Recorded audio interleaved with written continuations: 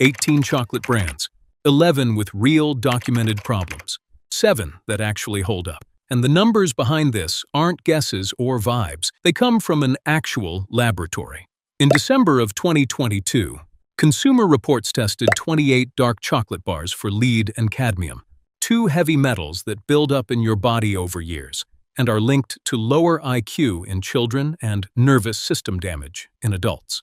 23 of those 28 bars came back above California's safety threshold. Only 5 came back clean on both metals. That single study is the backbone of this video, along with court filings, SEC disclosures, and reporting from the past few years on what's actually happening inside these companies. Let's start with the brand that surprises people most, because it's the one health-conscious shoppers specifically reach for. Chocolove. Chocolove sits in the natural food aisle with a love poem printed inside the wrapper and a price tag above, the mass market bars next to it. For a lot of people trying to make a better chocolate choice, this is exactly where they land. Here's what the lab found. Consumer Reports tested Chocolove's strong dark chocolate, 70% cocoa bar, and found lead at 152% of California's maximum allowable dose level. Their extreme dark 88% bar came back at 240%, more than double the threshold, at a single ounce per day. Both numbers are specific published figures from that testing, notes to mates. The health concern with lead is cumulative. It doesn't clear out of your system quickly, and children and pregnant women carry the least tolerance for it. If Chocolove has been your go-to healthy chocolate pick, the lab results don't support that positioning, whatever the label promises. Godiva, the gold box and velvet ribbon are practically shorthand for gifted luxury in the United States, with prices starting around $25 and climbing fast. Consumer Reports testing found Godiva's signature dark chocolate 72% cacao bar at 146% of the lead threshold, one of the higher readings in the entire batch. A company spokesperson told reporters at the time that any detectable metals were naturally occurring and not the result of manufacturing, which is true of how lead and cadmium generally enter cacao, but doesn't change what ended up in the bar. Godiva has also faced a real false advertising lawsuit specifically over marketing its products as authentically Belgian when much of what's sold in the United States hasn't been made there for years. The company has denied wrongdoing in that case. Read the ingredient panel on a box of the premium assortment, and you'll often find vegetable oils standing in where cocoa butter belongs. Alongside PGPR, a cheap emulsifier used across the industry to replace real cocoa butter. The packaging is doing more work than the ingredient list is. Lindt Excellence. Lindt Excellence landed in the same 2022 testing, with its 85% cocoa bar showing lead at 166% of the threshold. What happened next is the more interesting part. Multiple consumers filed a class action lawsuit in 2023, arguing that phrases like expertly crafted and finest ingredients printed on the packaging misled them into believing they were paying a premium for verified safety and quality. Lindt's attorneys argued in court that those specific words were, in their language, non-actionable puffery, exaggerated marketing that no reasonable consumer should rely on as a factual promise. The lawsuit is still active as of this recording. Whatever the eventual outcome, the company's own legal argument is worth sitting with, that the confident language on its own packaging shouldn't be taken as a real promise about what's inside. Toblerone sought the beat, triangular bar with the Matterhorn on the frontest to signal one very specific thing: authentic Swiss chocolate. In 2023, Mondelez International, Toblerone's American parent company, confirmed it was shifting production of the smaller 35 and 50-gram bars to a facility in Bratislava, Slovakia, while the larger 100-gram bars stayed in production in Bern. Switzerland's Swissness law, in force since 2017, requires dairy-based products to be made entirely within the country to use national symbols like the Matterhorn in their branding. The company says the move was about increasing production capacity to meet demand, and some Toblerone is still genuinely made in Switzerland, but the packaging quietly signaling A change before most shoppers noticed? Anything different is exactly the kind of detail worth knowing before you pay a premium price for what you assume is a fully Swiss product. Cadbury. Fiend. You grew up eating Cadbury dairy milk.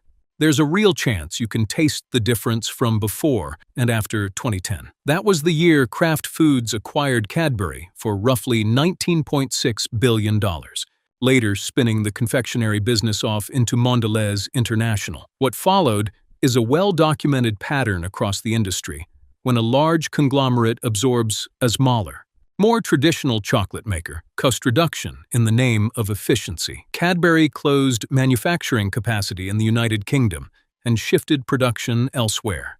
And British consumers and food writers have extensively documented changes to the dairy milk recipe over the years, including reduced cocoa solids and reformulated fillings, along with the kind of shrinking bar sizes at the same price commonly called shrinkflation.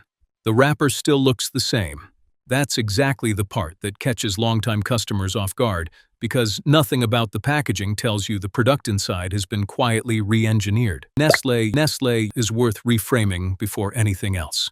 It's not primarily a chocolate company.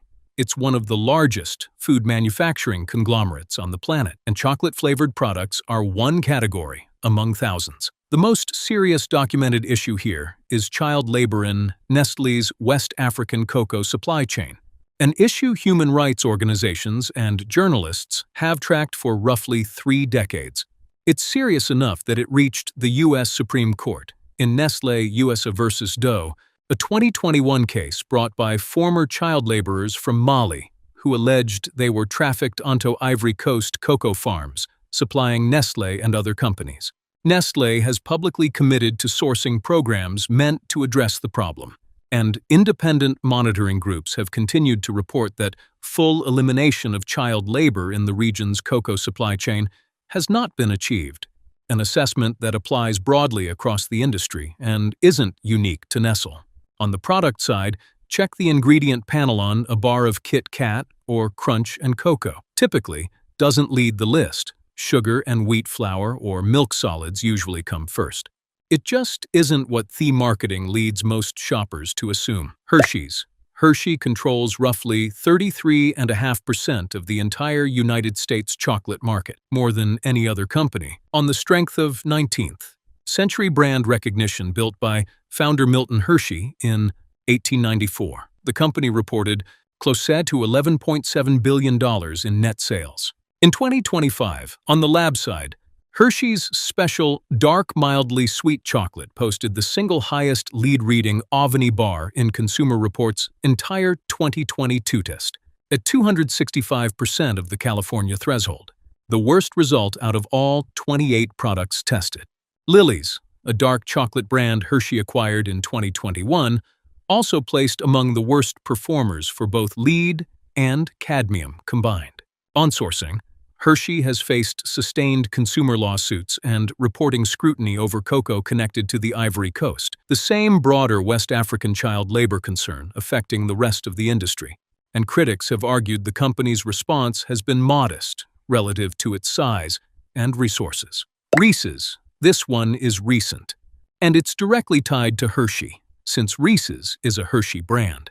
On Valentine's Day of 2026, Brad Reese, the 70-year-old grandson of H.B. Reese, the man who invented the Reese's peanut butter cup in 1928, published an open letter on LinkedIn accusing the company of quietly rewriting his grandfather's recipe. What Brad Reese was reacting to specific line extensions, seasonal items like the Reese's unwrapped mini hearts, made instead with what the industry calls chocolate candy, a compound coating built from vegetable oils rather than cocoa butter, and a peanut butter-style creme rather than actual peanut butter. Reese's letter went viral, drawing millions of views and coverage from national outlets. And on April 1st, 2026, Hershey announced it would shift those specific products back to the classic milk chocolate and peanut butter recipe by 2027. The lesson here isn't that Reese's itself is fake.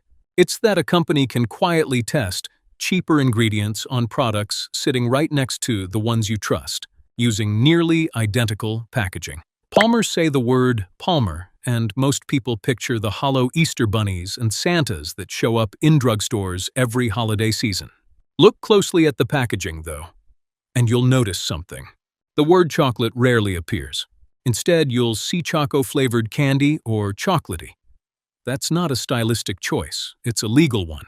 Under FDA standards of identity, a product can only be labeled chocolate if cocoa butter is its primary fat. Palmer's products generally use hydrogenated palm oil and palm kernel oil in that role instead, which by definition makes them what regulators classify as a compound confection, not chocolate. That's why the ingredient list on most Palmer products leads with sugar, then hydrogenated vegetable oils, with cocoa appearing further down as a flavoring rather than the primary ingredient. The gap is that most shoppers, especially parents buying a hollow bunny for a child's Easter basket, have no idea that distinction exists, or that it's the reason the word on the package says chocolaty instead of chocolate. Ferrero Rocher the gold foil, the pyramid box, the price tag well above $5 for a small handful of pieces. Everything about Ferrero Rocher's presentation signals premium Italian confectionery. The printed ingredient list tells a more ordinary story. Vegetable oil and soy lecithin appear alongside cocoa, hazelnuts, and milk. Standard ingredients across the mass market, chocolate category, rather than markers of a specifically artisanal product. None of this means Ferrero Rocher is unsafe. It wasn't part of Consumer Reports' heavy metal testing panel, so there's no lab data specifically on it either way. What's worth knowing is simpler. The gold foil and display box are doing a lot of the premium positioning, and the ingredient panel underneath reads closer to a conventional candy bar than to the small batch chocolate it's priced alongside. Read the label before you decide whether the price reflects the product. Russell Stover. Russell Stover sells primarily through pharmacies, Walgreens, CVS, Rite Aid, positioning itself as the accessible, affordable option. The concern here isn't the standard chocolate line, it's the sugar-free line. And specifically, who buys it? Sugar-free Russell Stover products typically rely on maltitol, a sugar alcohol marketed as a lower-calorie substitute, often alongside sorbitol and hydrogenated palm oil. This part is well-established nutrition science, not a Russell Stover-specific claim. Maltitol still raises blood glucose meaningfully compared to how it's often marketed. And maltitol combined with sorbitol is a documented digestive irritant at fairly ordinary serving sizes for a meaningful share of people who eat it. For a shopper picking up sugar-free chocolate specifically to manage blood sugar, that's a real gap between the marketing promise and what the ingredient actually does in the body. It's worth reading the ingredient panel rather than assuming sugar-free means metabolically neutral. Before the good news, notice what most of these 11 brands have in common. A large conglomerate acquisition, Kraft and Cadbury, Mondelez and Toblerone, Hershey and Lily's. A premium price built on marketing language rather than verified lab results, Godiva, Lindt, Ferrero Rocher. Or an ingredient swap happening quietly on the shelf right next to the original, Reese's, Palmer. The brands that avoided all of that tended to share something too: direct ownership of their own supply chain instead of buying an industrial chocolate base and dressing it up. That's exactly where the next 7 brands differ. Mast Market. When Consumer Reports published its results, Mast Market came out with some of the lowest heavy metal readings of any bar tested, and people who'd never heard of the brand started searching for it that same week. The ingredient list is short: organic cacao, organic cane sugar, organic vanilla beans, nothing else. Mast publishes the specific farms it sources from directly on its website, giving buyers real visibility into origin rather than a vague sustainability claim. At around $4 an ounce, it's priced like a specialty product, and the lab data backs up why. Chapter 15. Taza chocolate. Taza uses traditional Mexican stone grinding, called molinos, instead of the smooth conching process most industrial chocolate goes through, which leaves the texture is intentionally grainy rather than silky. That's a deliberate choice that preserves more of the bean's original character including more of the polyphenols and flavonols linked to dark chocolate's cardiovascular benefits.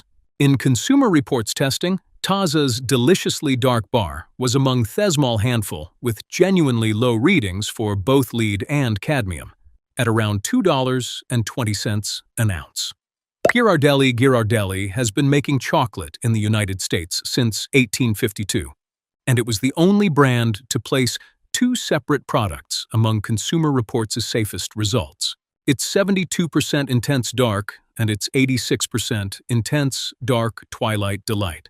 It's also one of the few brands on this list you can buy at a regular grocery store for a regular grocery store price, which makes it a genuinely practical daily option rather than an occasional splurge. Valrhona has supplied professional pastry chefs and Michelin-starred kitchens for more than a century, and its Abinao dark chocolate bar was among Consumer Reports' cleanest results for both lead and cadmium. Tsui company works with single-origin cacao from specific growing regions and has published supplier standards covering environmental practices and fair compensation. Pricing runs from around $4 an ounce up to considerably more for specialty collections, reflecting that this is built for people who care about the difference between good chocolate and exceptional chocolate, not for casual snacking. Dick Taylor Craft, chocolate and Guittard, two more worth knowing for different reasons. Dick Taylor, founded by two former woodworkers in Eureka, California in 2010, makes bars with as few as 2 ingredients, cacao and cane sugar. Sourced through relationships one of the founders maintains by visiting the farms directly. Guittard has been family-owned and operated in the San Francisco Bay Area since 1868, making it one of the oldest continuously running chocolate makers in the country. And it still processes cacao beans on site rather than buying a pre-made industrial base. Like Dick Taylor, it wasn't part of the 2022 heavy metal test, so treat that specific claim as unverified rather than confirmed. But its ingredient, transparency, and direct sourcing practices are consistent with the pattern that separated the safer brands from the riskier ones throughout this whole video. The brands with real documented problems share apattern, cheap fats standing in for cocoa butter, marketing language doing more work than the ingredient list, and heavy metal levels that, in several cases, are sitting in an actual government database rather than a rumor.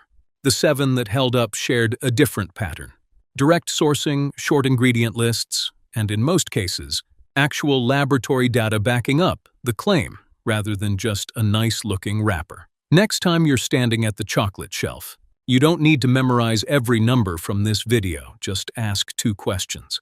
What's the first ingredient? And is the fat cocoa butter or something cheaper standing in for it?